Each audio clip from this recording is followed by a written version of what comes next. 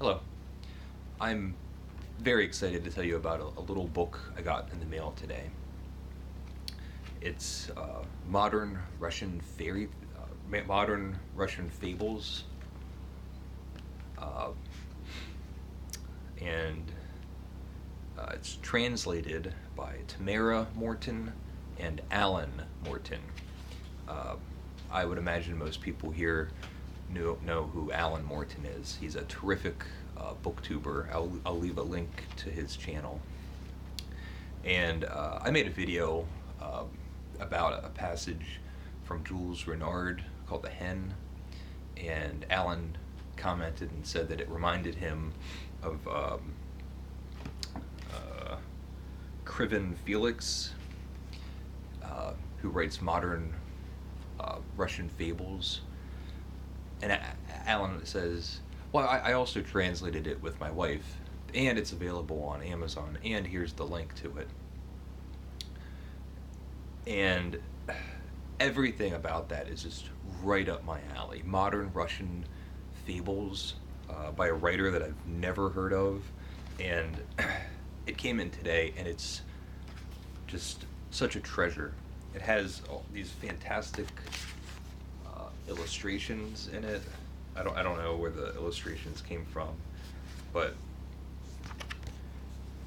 just looking at that, you can tell it's the tone of it. And I'm sitting here on my lunch break. I come home on my lunch breaks, flipping through it and reading these little things, and they're just so great. So here's one called One Step.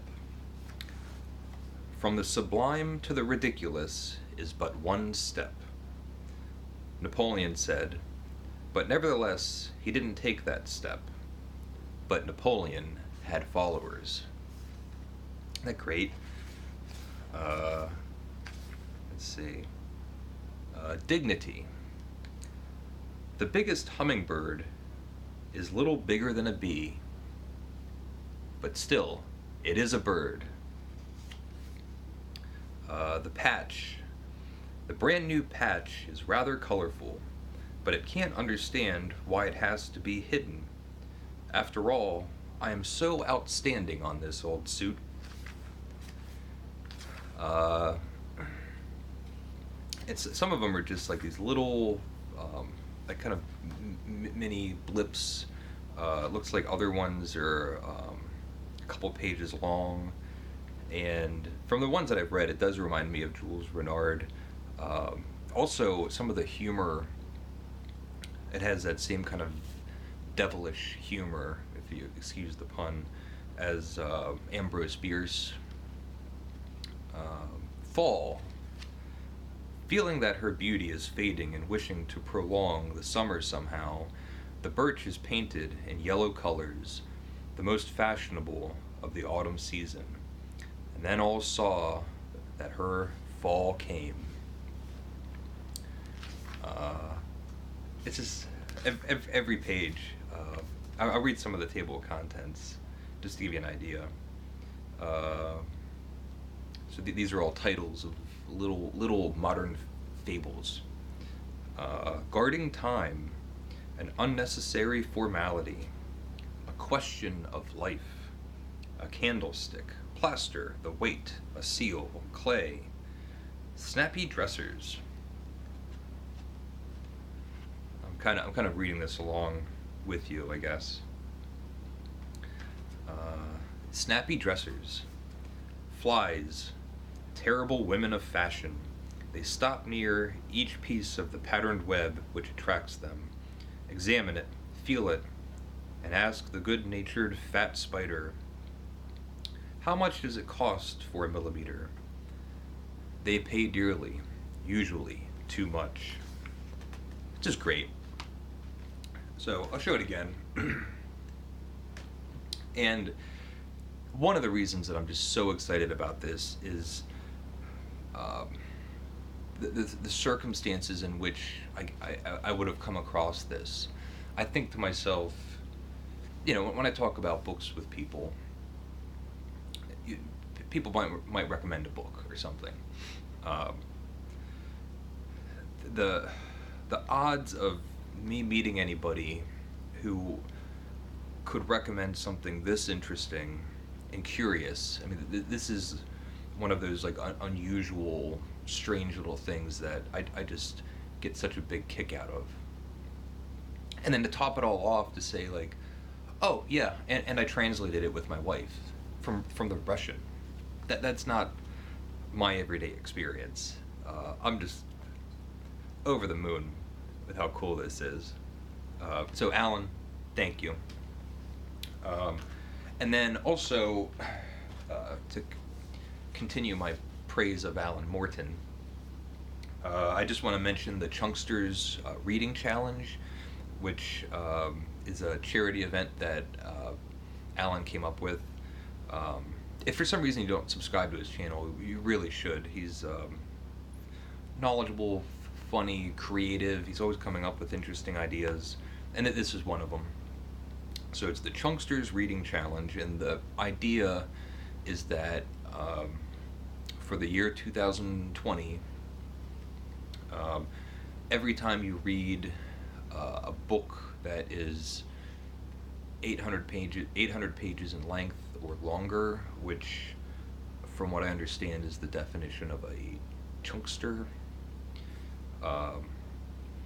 then you donate a certain amount of money to Book Aid International. I want to make sure I get the specifics right, so I wrote it down. And I'm going to leave a link to Alan's channel talking about this. His video will explain it much better than I can, but Book Aid International is a great organization that gets books into the hands of people that need them and don't have them readily available, and they do all sorts of really, really good work.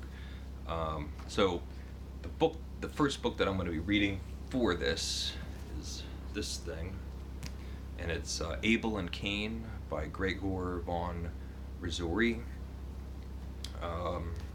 It's a German book. There's also some German YouTube challenge, so maybe it's like a 2-for-1 for me.